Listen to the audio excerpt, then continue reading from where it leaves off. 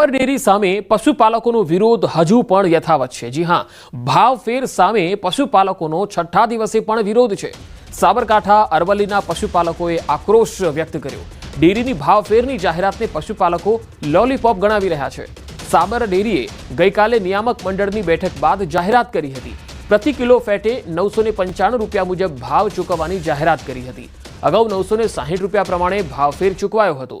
તો પશુપાલકોને ભાવફેરનો તફાવત ચૂકવવાની જાહેરાત હતી તો દૂધ ઢોળવાના વિરોધને લઈને પોલીસ ફરિયાદ પણ કરાશે। સાબરકાંઠા અરવલ્લીમાં સાબર ડેરીના ભાવફેર સામેનું પશુપાલકોનું આંદોલન છઠ્ઠા દિવસે જ્યારે યથાવત જોવા મળી રહ્યું છે, ત્યારે 10 દિવસે પગાર થતા હોય એ પશુપાલકોની સ્થિતિ હવે દયનીય બનતી જઈ રહી છે। 20 થી 25% સુધીનો નફો અને ધરપકડ કરેલા પશુપાલકોને છોડી મૂકવાની માંગ પર પશુપાલકો અડગ છે। આજે પણ છઠ્ઠા દિવસે પશુપાલકો આંદોલન કરી રહ્યા છે। 5 તસવીરો અમે આપને બતાવી રહ્યા છીએ, કારણ કે આ 6 દિવસ થઈ ગયા, આજે છઠ્ઠો દિવસ છે। વિરોધ હજુ પણ યથાવત છે। પશુપાલકોને આ સાધી નથી શક્યા નિયામક મંડળ અને સાબર ડેરીના સત્તાધીશો, અને અહીંયા વારંવાર આ પ્રકારે બનાવ જે છે 4-5 દિવસથી વારંવાર આક્રોશિત જોવા મળી રહ્યા છે પશુપાલકો। હવે અરવલ્લીથી જે તસવીર આવી રહી છે તે આપને બતાવીએ। અહીંયા પશુપાલકોમાં જિલ્લાભરમાં રોષ છે। નવો ભાવફેર જાહેર કરવામાં આવ્યો છતાં વિરોધ યથાવત છે। છઠ્ઠા દિવસે જિલ્લાની દૂધ મંડળીઓ બંધ છે। મોડાસાના બામણવાડ ગામે 300થી વધુ સભાસદો દૂધ નથી ભરાવી રહ્યા। દિવસ અને સાંજ ધમધમથી દૂધ મંડળીઓ હવે બંધ દેખાઈ રહી છે। દિવસમાં 3500 લીટરથી વધુ દૂધની આવક ધરાવતા બામણવાડ ગામમાં વિરોધ યથાવત છે। 20% નફો આપવાની માંગ સાથે આ વિરોધ યથાવત છે। સાબર ડેરી સામે જે ઘમાસાણ છે તેના બાદ સાબર ડેરી દ્વારા ગઈકાલે સાંજે પ્રેસ કોન્ફરન્સ કરી અને જે ભાવ છે કિલો ફેટનો તે 995 કરવામાં આવ્યો છે। હવે સમગ્ર મામલે મોડાસાનું જે બામણવાડ ગામ છે ત્યાં પશુપાલકોની જે જીત છે હજુ પણ જોવા મળી રહી છે। છઠ્ઠો દિવસ છે, દૂધ મંડળી હજુ પણ બંધ છે। ત્યાં તેમની શું માંગો છે, જે જાહેરાત કરવામાં આવી છે તેમનું શું કહેવું થાય છે? 995 કિલો ફેટનો ભાવ જાહેર કરી દેવામાં આવ્યો, શું માનો છો? આ યોગ્ય ભાવ? ના, આ ભાવ બિલકુલ યોગ્ય નથી। અમને એ જો ખરેખર દિલથી વિચારતા હોય માણસો, તો આ માણસોને શું પરિસ્થિતિ છે અત્યારે ગામડામાં આવીને એ બા એક દિવસ રોકાઈને અનુભવ કર્યો કે કઈ રીતના આ પૂરું થાય છે। લોકો નથી પાલવતું બિલકુલ, ખરેખર એના માટે આ બધું કર્યું છે। ના કરો, વર્ષે ભાવ વધવો જોઈએ। આટલી બધી પ્રોડક્ટો આપણા ડેરી બનાવતી હોય અને એ નુકસાનમાં જાય, આ કઈ રીતનો ધંધો છે? એમ તો બસ બનાસ કરી દો ને, મોથાકૂટ જાય મારે, હાકર જીવાય મારે। તમારો પેટ ભરવા માટે ડિરેક્ટરોના ઘર ભરવા માટે 40 લાખ રૂપિયા લઈ લો, નોકરી મૂકો, એ બધું અમને ખબર નથી પડતી। અમે વધરા છીએ, બધું જોઈ રહ્યા છીએ। આનો અંત ક્યારે? આનો અંત તો નહીં આવે તો અમે બંધ ચાલુ નથી કરવાનું દૂધ। અંત તો લાવવો જ પડશે। ના લાવો તો ગોધીજી રાહે અમે આંદોલન વધારે કરશું। એમ માંગ કેટલાની છે? માંગ 25 રૂપિયાની। 25% નફો અમારે આવવો જ જોઈએ। 25% તો તમારે કેટલું દૂધની રોજની આવક થાય છે, તો કેટલું નુકસાન? રોજનું મારું સમજો ને 115 થી 20 લીટર દૂધ આવે છે। રોજનું 4 થી 4.5 હજાર રૂપિયાનું દૂધ થાય, બરાબર। આજે પહોંચની કા છઠ્ઠો દિવસ આવ્યો આજે, બરાબર। 10 દિવસના 45,000 રૂપિયા થાય મારે। તો એ લોકોએ અમે કાલે જે ભાવફેરની જાહેરાત કરી 995 પ્રમાણે, એ ટકાવારી પ્રમાણે ગણવા જઈએ તો આપણે 2 થી 2.5% જ નફો થાય છે, બરાબર। મિનિમમ 20 થી 25% નફો અમને મળવો જોઈએ, કારણ કે અમને કોઈ પાલવાયું જ નહીં। ગઈ સાલ જેટલો એ ભાવ વધારો કે ગઈ સાલ 70% હતું, એ લોકો કેલ્ક્યુલેશન નહીં કરતા હોય કે ભાઈ આ 70 થાય છે કે 12 જ થાય છે। ગઈ સાલ કરતાં તમને અત્યારે કેટલું નુકસાન જઈ રહ્યું છે? નફામાં નુકસાન કેટલી? ગઈ સાલ જુઓ મારા 11.5 લાખનું દૂધ હતું, એમાં મારા 2,80,000 રૂપિયા નફો આવ્યો હતો। આ સાલ મારે 13 લાખનું દૂધ છે અને 2,40,000 આવ્યા છે। કેલ્ક્યુલેટ કરી લો તમે, 1 લાખ રૂપિયા પૂરા। 1 લાખ રૂપિયા નુકસાની છે, બોલો। અમે 1 લાખ રૂપિયા અત્યારે 1,000 રૂપિયા કોઈ આપે છે ઓછીના? કોઈ ના આપે। તેની જગ્યાએ 1 લાખ રૂપિયા નુકસાની છે, બોલો શું કરવાનું મારે? એટલું હું તો દરેક ગ્રાહકોને અપીલ કરું છું કે 20 થી 25% નફો મળે પછી તમે દૂધ ચાલુ કરજો અને થોડા કાંઠા થઈ જજો। ભલે 15 દિવસ દૂધ બંધ રાખવું પડે એમ, બાકી એના સિવાય સારું નથી એમ। તમે શું કહેશો, કેવી નુકસાની અત્યારે? ચોક્કસથી અન્ય જે આપણે સરપંચ એમને પૂછીશું, કેટલાક સભાસદો ગામમાં કેટલું લીટરની આવક થઈ રહી છે અને એ દૂધનું અત્યારે શું કરી રહ્યા છો? બામણવાડ ગામમાં દૂધ મંડળીમાં 360+ સભાસદો દૂધ ભરાવું છે, જે છેલ્લા 6 દિવસથી સદંતર બંધ છે। તો અમારા ગામમાં સમજદાર છે બધા, દૂધ વેરપતા નથી, રસ્તા પર દોડતા નથી, આજ દન લગીને કોઈ વિરોધ કર્યો નથી। બધા પશુપાલકો ખુશ છે કે જો લગીને ન્યાય ના મળે તો લગીને દૂધ આપવાનું નહીં। અને દૂધ જેને ના હોય ગરીબ હોય એને આપી દેવાનું મફત અને સેવા કરશે.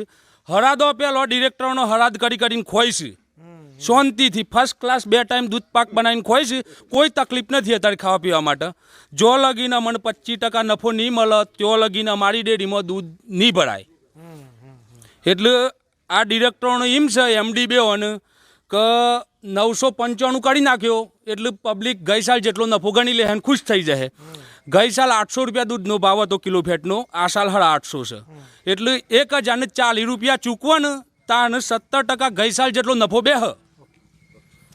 ચોક્કસથી જે પ્રકારે ગઈકાલે જે જાહેરાત કરવામાં આવી સાબર ડેરી દ્વારા, ત્યારબાદ પશુપાલકોના જે નિવેદન સામે આવી રહ્યા છે તે તેમની જીદ સાથે જોવા મળી રહ્યા છે કે તેમને જે 70% નફો ગત વર્ષે તો તે આપવામાં આવે, ક્યાંક ને ક્યાંક તેઓ છેતરાઈ રહ્યા હોવાનો પણ ભાવ છે. કારણ કે જે પ્રકારે ગઈકાલે જાહેરાત કરવામાં આવી ત્યારબાદ એમ હતું કે આંદોલન શમી જશે, પરંતુ વરસતા વરસાદમાં પણ પશુપાલકો સામે આવી રહ્યા છે અને પોતાની જે જીદ છે, પોતાની જે ન્યાયની માગણી છે, નફાની માગણી છે, તેના માટેની તેમની પ્રબળતા જોવા મળી રહી છે.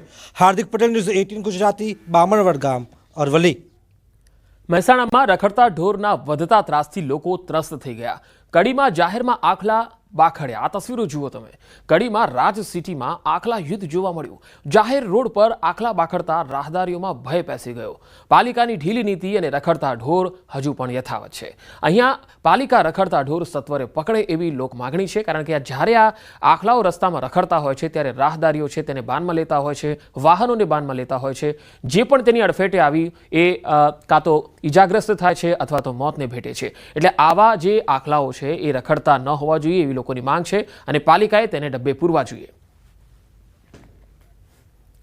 સુરતના સચિન ડાયમંડ ઇન્ડસ્ટ્રીઝમાં દુર્ઘટના સર્જાઈ. GIDC વિસ્તારમાં આવેલી આયુષી ટેક્સટાઇલ કંપનીમાં સફાઈ કામદાર મહિલાનું મૃત્યુ થઈ ગયું.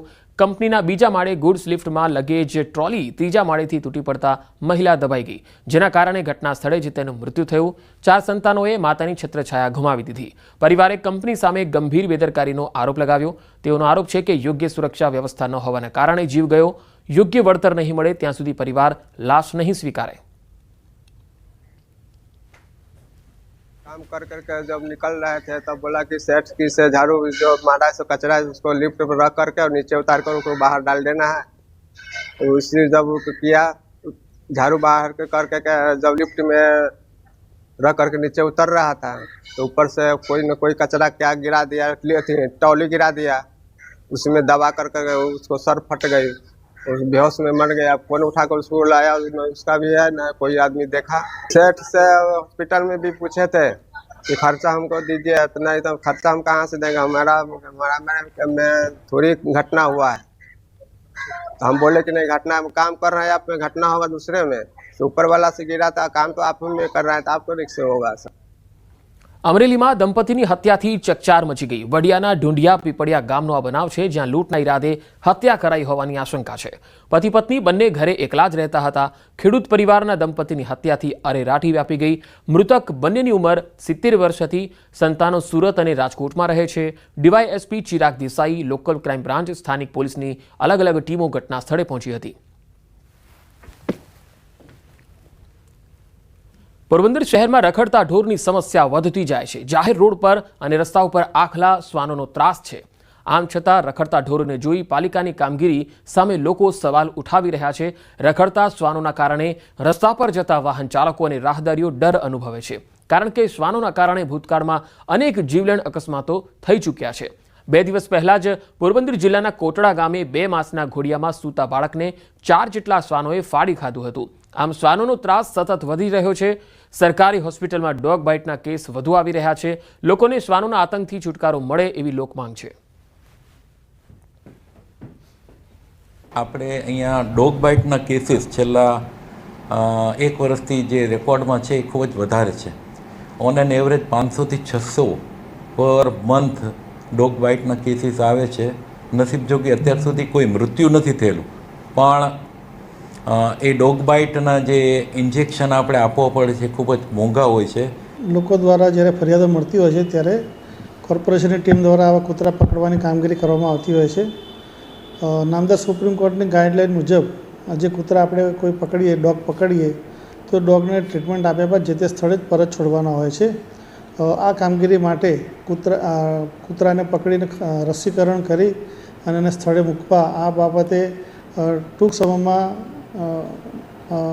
આપણે એક ટેન્ડર બહાર પાડવા જઈ રહ્યા છીએ, જે અંતર્ગત આ કામગીરી કરવામાં આવશે અને મને અપેક્ષા છે કે એના લીધે જે કૂતરાનો ઉપદ્રવ છે ઓછો થનાર છે. સુરતમાં બાળકીની છેડતી મામલે હોબાળો મચી ગયો. કરચેલિયા ગામમાં તોડફોડ અને આગચંપીનો બનાવ. બાળકી દુકાનમાં પેન્સિલ લેવા જતા છેડતીનો આક્ષેપ થયો. પોલીસે ફરિયાદ ન લેતા ગ્રામજનો વિફર્યા હતા. ગ્રામજનોએ દુકાનમાં તોડફોડ કરી અને આગચંપી કરી. ગ્રામજનોએ રસ્તો રોકી દુકાનમાં તોડફોડ કરી હતી. ગ્રામજનોએ પોલીસનો પણ ઘેરાવ કર્યો. જિલ્લા પોલીસનો મોટો કાફલો સ્થળ પર આવી પહોંચ્યો. ફાયરની ગાડી પણ સ્થળ પર આવી પહોંચી હતી.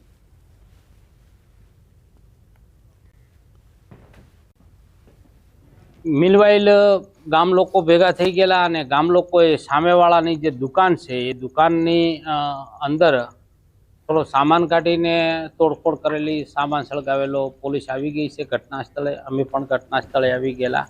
અત્યારે ગામમાં માહોલ બિલકુલ શાંતિનો છે. ફરિયાદ લેવાઈ રહી છે અને આરોપી ઓલરેડી પોલીસે હસ્તગત કરી લીધેલો છે. અત્યારે પોલીસ પાસે જ છે આરોપી અને આગળની કાર્યવાહી ચાલુ.